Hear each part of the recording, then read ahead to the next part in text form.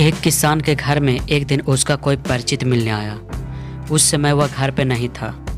उसकी पत्नी ने कहा, वह खेत पर गए हैं, मैं बच्चे को बुलाने के लिए भेजती हूँ, तब तक हम इंतजार करें। कुछ ही देर में किसान खेत से अपने घर आ पहुँचा। उसके साथ साथ उसका पालतू कुत्ता भी आया। कुत्ता जोरों से हाँफ रहा था। उसकी यह हालत देख मिलने आए व्यक्ति ने किसान से पूछा, क्या तुम्हारा खेत बहुत दूर है? किसान ने कहा, नहीं, पास ही में है, लेकिन आप ऐसा क्यों पूछ रहे हैं? उस व्यक्ति ने कहा, मुझे यह देखकर आश्चर्य हुआ कि तुम और तुम्हारा कुत्ता दोनों साथ साथ आए हैं, लेकिन तुम्हारे चेहरे पर रच मात्र थकान नहीं, जबकि कुत्ता बुरी तरह से हाँफ रहा है। किसान ने कहा, मैं और कुत्ता एक ही रास्ते से घर आए हैं। मेरा खेत भी कोई खास दूर नहीं।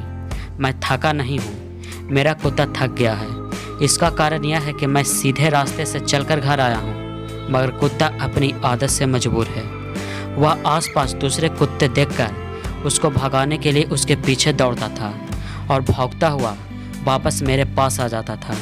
फिर जैसे ही कोई दूसरा कुत्ता नजर आता, वह उसके पीछे दौड़ने लगता।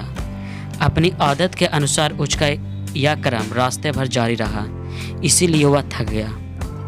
देखा जाए तो यह स्थिति आज के इंसान की भी है। जीवन के लक्ष्य तक पहुंचना यूँ तो कठिन नहीं है, लेकिन राह में मिलने वाले कुत्ते व्यक्ति को उसके जीवन की सीधी और सरल राह से भटका रहे हैं। इंसान अपने लक्ष्य से भटक रहा है और यह भटका भी इंसान को थका रहा है।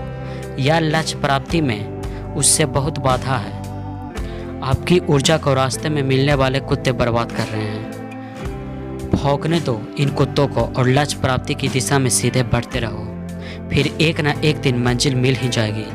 लेकिन इसके चक्कर में पड़ोगे तो थक ही जाओगे। अब ये आपको सोचना है कि किसान की तरह सीधी राह चलना है या उसके कुत्तों की तरह। इस कहानी से यह शिक्षा मिलती है कि सफलता के लिए सही समय की नहीं, सही निर्णय की ज़रूरत होती है। प्रेम दुर्लभ है।